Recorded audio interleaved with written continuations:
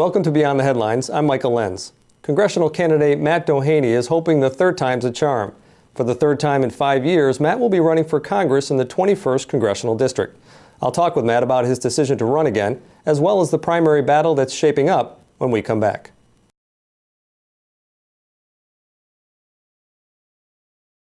Welcome back to Beyond the Headlines. This past February, Matt Doheny announced that he was entering the race for the 21st Congressional District seat currently held by Representative Bill Owens, who announced in January that he would not be seeking another term.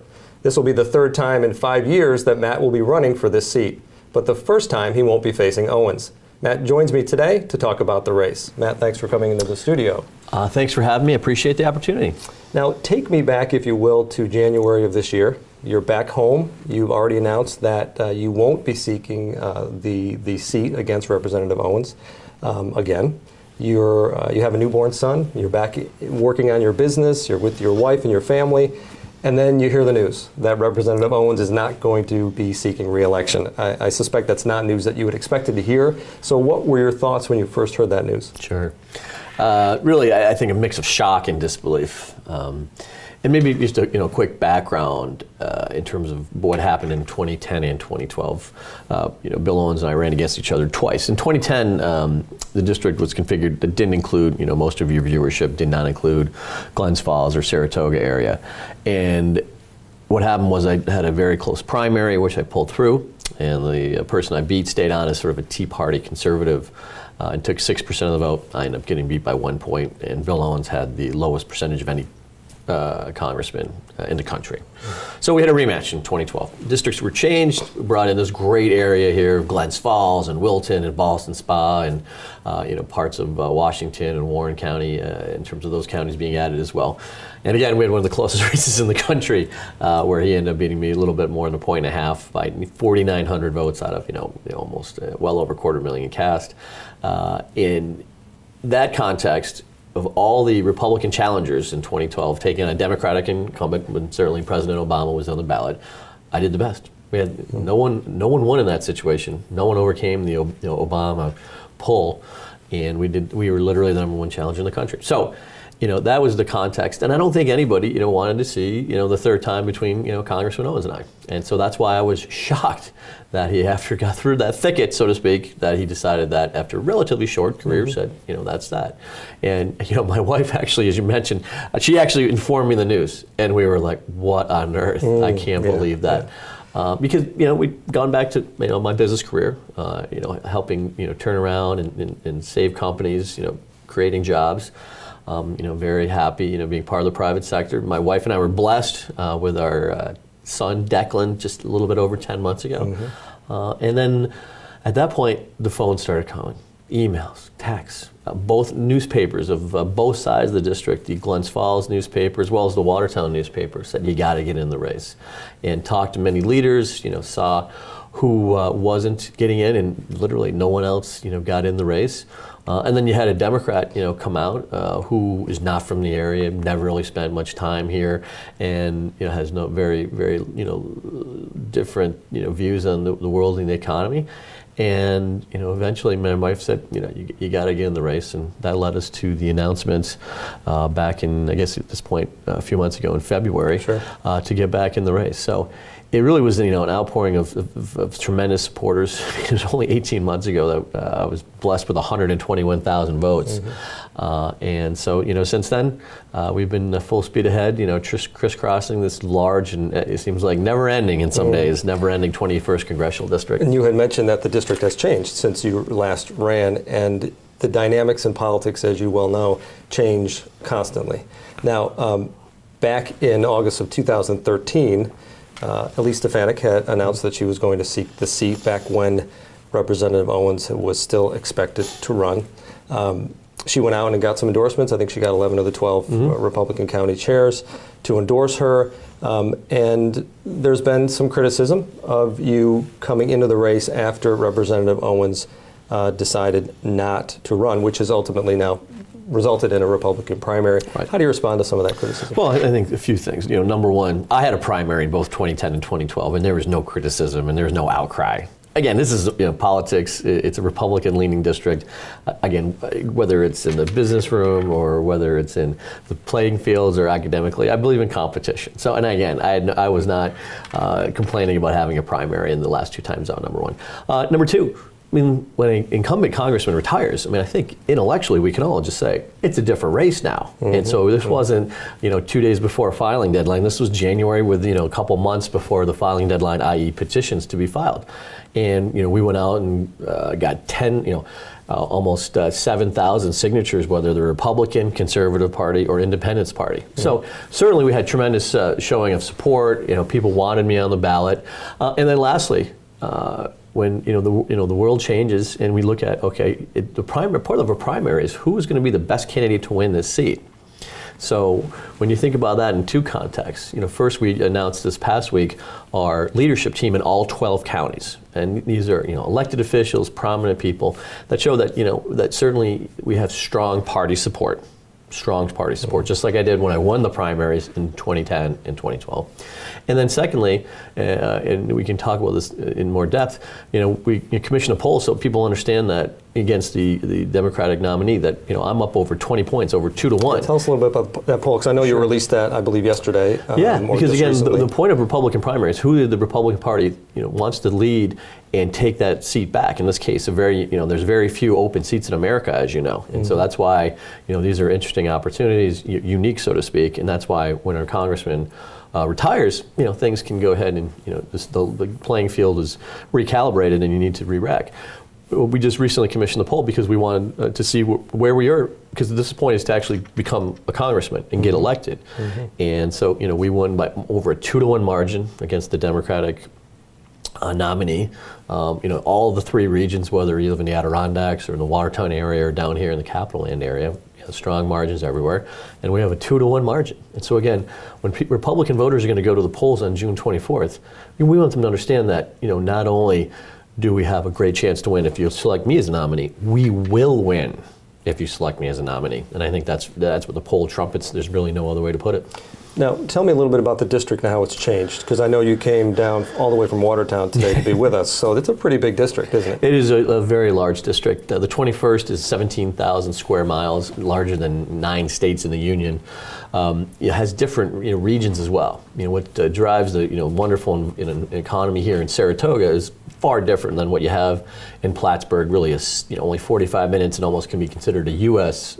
suburb of Montreal. I happen to hail and grew up in the Thousand Islands region and live in Watertown, which is we live 8 miles from one of the largest military bases in the country, Fort Drum. And so there's a different set of issues and economic challenges as well. So you see there's different things at play. There's any number of sub-regions. Certainly there's some commonality about the district, but it's a long road to get from here to there, as someone once told me. And so you really have to, number one, not be afraid to drive around, expend a lot of effort and energy and shoe leather going out and meeting folks. And lastly, understand that there's, you have to balance the need of different people in the district who might have very different challenges depending on where they are geographically. Yeah, quite a bit of disparity. Yeah. We want to talk a little bit more about the specifics of this Republican primary, and we'll get into that on the other side of this break. We do have to take a short break. Stay with us. We'll be right back.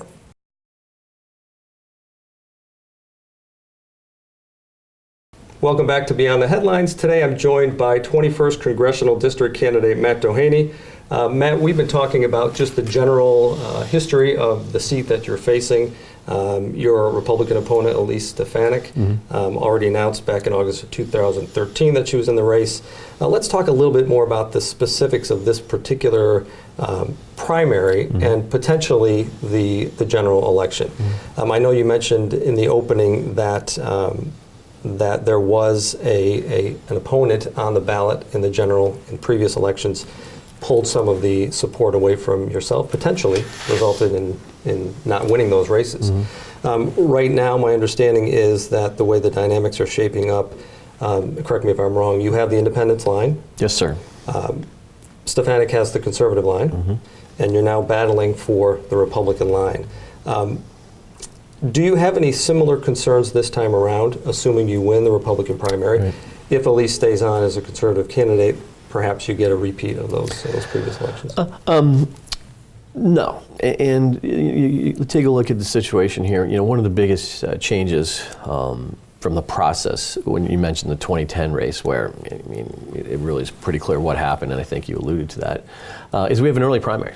This is June 24th in 2014, and that primary was mid-September back in 2010. Short period of time, totally different background and facts. And what I mean by that is there was a special election, just like this district had a special election with Scott Murphy being elected in 2009. The old district had a special election where Bill Owens was first elected in 2009, where there was essentially a primary baked in the special election between a guy named Doug Hoffman and Dee Dee Scozzafava, which ended up the conservative took over the Republican, and the Republican dropped out in the last week in the race. I mean, really remarkable stuff. And so that was just before this 2010. So within a matter of months, not years, to lead into that race. And so there was a whole situation there in terms of the background and just a different set of facts, number one. Sure. Number two, that you can't win on a minor party. And the reality is, at the end of the day, people have to make decisions, based upon, again, you don't have to make them before June 24th, but afterwards. And so, I'll have the ability, like I did in 2012, to find the party. I mean, certainly, again, I'm not afraid of competition. There was no outcry when we had a primary competition in 2010. I did have a primary in 2012. It's just part of the process, especially when you have an open seat.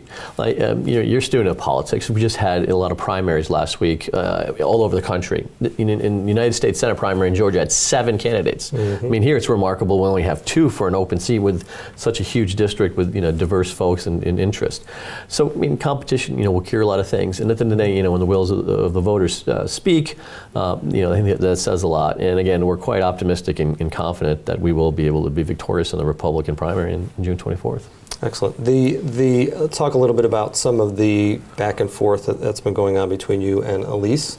The Americans for Tax Reform have put out a taxpayer protection pledge.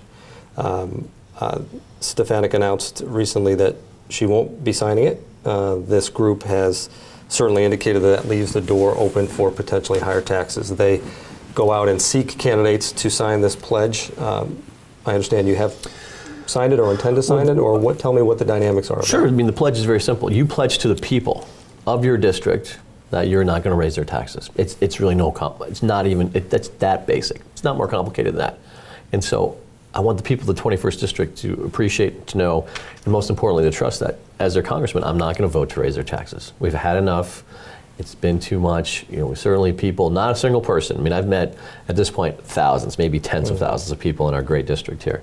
And not a single person said, hey, Matt, please raise my taxes. It just hasn't happened. I've heard a lot of things, and even some interesting things. I don't imagine that's something you're going to hear very often. It doesn't happen. And so for a fellow Republican to not pledge to the people of his or her own district that they're not going to protect them and take care of making sure that they keep as much or more of their own money makes no sense. It makes no sense whatsoever. That's why, again, I pledged to the people of this district, and my opponent didn't. It's a big difference. And I think a fairly small percentage of candidates have not signed. Fairly small. I think it's a single digits. Exactly. And I stand on the side, whether it's Ronald Reagan, George Bush, Mitt Romney, over 200 existing sitting congressmen who said, you know what, they're going to pledge to the people back at home that they, and I included, are not going to raise their taxes, period. It's a clear line of distinction, of contrast, and more importantly, it's fundamental. I'm going to Congress to basically help recharge our economy. All over this district, we have challenges, real challenges. And as a businessman who understands the challenges of creating job and economic activity, I know that raising taxes is not going to help. Pledging that to my voters, not a problem. I'm shocked my opponent doesn't. Now, in some other back and forth, I know that you have called Elise Washington Insider. I know on her website, she starts off saying that she's a small businesswoman, local, working for a local company. Certainly a contrast in what is being portrayed to the public. I know you certainly have your opinions on that. Well, I just look at the facts. I'm a businessman. I'm data-driven, fact-driven. And what I've spent my business career over the last decade and a half is getting involved with helping turn around and lead troubled companies to save jobs. We just got through a process. I'm still on the board of Yellow Trucking, one of the biggest trucking companies in America. Over the last 3 years, near bankruptcy. Now the company's humming along. The runway is great. We saved 26,000 jobs. A lot of them right here in the district. Mm-hmm. And that's the kind of background and skill set I bring. I bring real world experience, my deep business background to understand those real world solutions and to get Washington on the right course. I don't understand someone who walks up to me, and I was in Messina, New York, we're in the top of the state last night, going door to door, knocking on doors, asking for people's vote. And time again, people said, what are you gonna do about jobs? Matt, what's about jobs? What can we do about jobs? And so that is the key issue in this district all across the board, which is, what are you going to do to try to create economic opportunity growth, which will eventually lead to jobs? I have a clear private sector background record that says I can get the job done. I do know how to go ahead, turn the economy around, and create and save jobs. My opponent, she's spent her time in Washington, D.C. She's worked in think tanks. She's worked in presidential campaigns. I mean, that she's a creature of D.C. She lives in D.C. I mean, that's just what the reality is. That's the facts.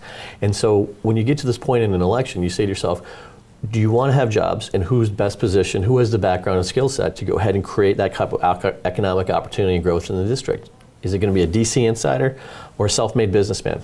The choice is clear, and I think that's really going to be the issue when people go to the polls on June 24th.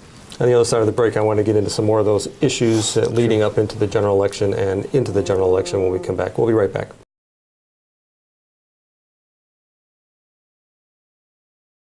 Welcome back to Beyond the Headlines. I'm here with Matt Doheny. He's in a Republican primary for the 21st congressional seat coming up on June 24th. Is that right, Matt? Yes, sir. So we've talked a lot about you, and people know you as a politician, somebody who's run for office for Congress multiple times. On your website, you've got a Meet Matt page. Okay. Doesn't really talk too much about politics. Talks a little bit about your business, your family. Tell the viewers a little bit more about Matt, the husband, father, businessman, versus Matt, the politician. Well, yeah. I mean, I have run for Congress before, but I've never served in an elected capacity. So, and at its core, I mean, I'm a businessman, and and really, I've been involved in a lot of different types of businesses. But at the core, it's all been about saving and turning around companies. And so we've taken on small challenges and been successful and large. Two companies in particular, Yellow Trucking and Kodak. I mean, the venerable company upstate New York over in Rochester. I spent a lot of time here in the last year and change. And really, bringing my skill set, so understanding like how the challenges can be met. And so just like with this district, in some part of this district, we have some of the highest unemployment rates in this entire state, that the same type of skill set and thought process needs to be born. Now, what does that mean? Well, figuring out what the comparative and competitive advantages that a business has is no different than a region or a sub-economy has. And then how you're going to go ahead and bring that positive change and set a different course. Working with accepting leaders, same thing on the ground here. That's why, when we put out our leadership team of 160 leaders all over this vast 12-county district, so people know that we will have a very close and vibrant working relationship with officials on the ground, whether they're in the county board in Saratoga County or a county clerk or treasurer in northern St. Lawrence County. That's the process, and I've improved in my record. I'm a self-made guy, didn't start off with much, and growing up in a small town, Alexandria Bay up in the Thousand Islands, that's what I dreamed about doing, going out into the private world and becoming successful. My wife and I have been married, and we were blessed with our son Declan a little over 10 months ago. It's truly been a joy. It's been a true blessing. Every day it gets better than last. I know it sounds cliche, but people told me, hey, it's going to be the best thing you've ever done. They've understated it. It's just been wonderful. And it really renews your vigor for life and understanding that there's challenges this country faces. And so when my wife and I decided to get in the race, we said, what do we want to be able to tell our son, when he's old enough to know, what's going on with, whether it's 5, 10, 15 years down the line. And we said, look, we want to be part of the opportunity to go ahead and make things better. And so it's not just for my son, it's for your children, our grandchildren, folks that I'll never get a chance to meet, but for their kids as well. Again, if you have a growing, teeming economy, if you have vibrancy, people will be able to live and have better lives and grow their families and really have a better existence. And I just think that if I'm fortunate enough to be elected, I can add one piece, again, my business record, to actually help voters. And that's at the end of the day why we're running, and that's what we aim to do. My wife and I have been blessed with 4 children. Wonderful. And when I had sought office at the local level, I would often tell people not only that I couldn't do it without her, but I wouldn't do it without her. Exactly. And I know these things typically are family decisions, and it does change your perspective a bit, doesn't it, when Yes, you have does. a young child? Yeah, it certainly does, and it makes you think about the future and think about not yourself, but in terms of how are we going to shape the future and add, like you said, when you ran for office, how can you be part of positive solutions to actually help folks? And but you're right. I mean, my wife's my best friend, and we do this together. We're in conference calls together. We talk about issues together, and sometimes we split up. I might be in a parade or event somewhere. Again, this district's so big here in Glens Falls or somewhere, and she'll do the same thing over in Watertown or Lowville or Old Forge in the Adirondacks. And so she's a great friend, love of my life, and a great partner, and she does a lot. Critically important part of it. I couldn't do without her, as you said. So it would be impossible. Now let's move forward a little bit. Assuming that you win the Republican primary, you're the candidate. Some of the issues that you feel are going to be important to focus on in the general election against the Democratic candidate, Aaron Wolf. Yeah.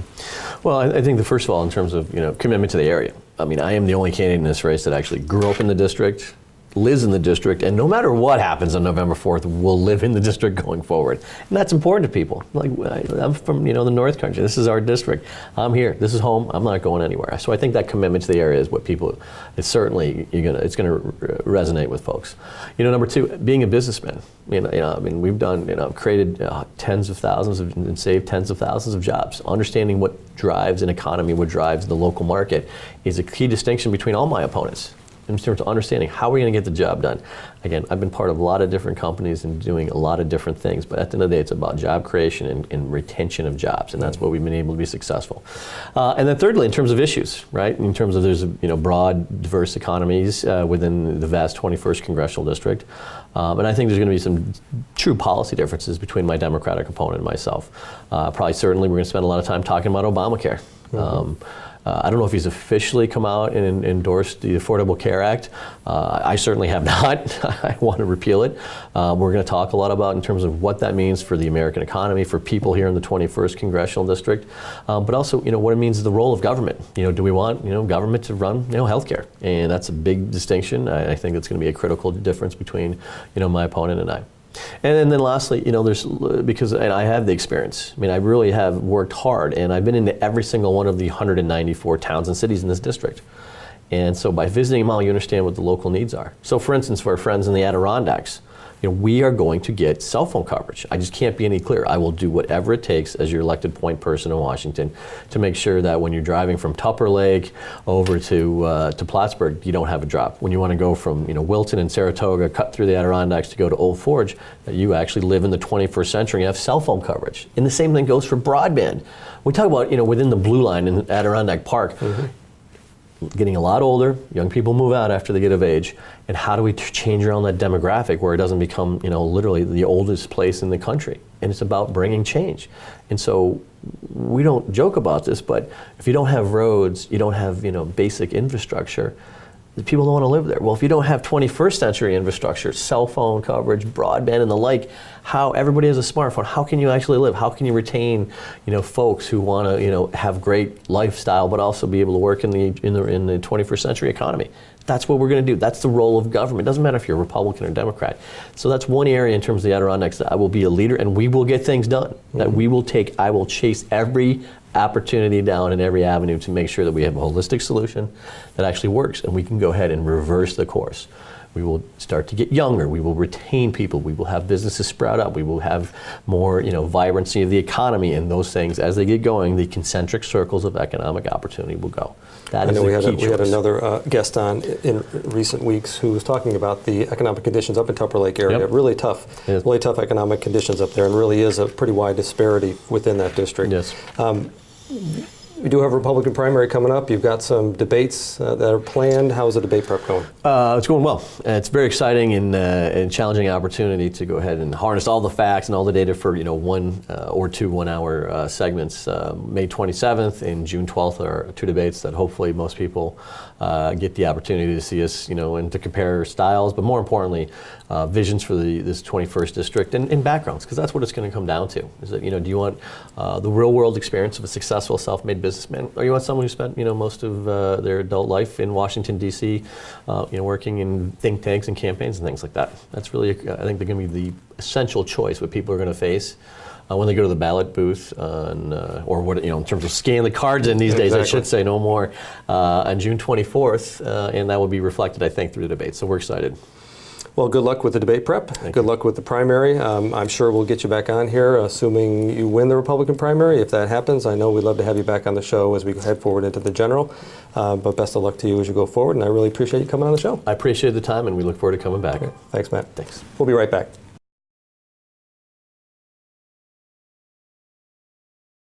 I want to thank Matt Doheny for joining me today, and thank you for tuning in and joining us. I hope you can join me next time on Beyond the Headlines as we continue to take a closer look at the issues impacting Saratoga Springs and the surrounding communities. Until then, for everyone here at Look TV, I'm Michael Lenz. Thanks for spending part of your day with us.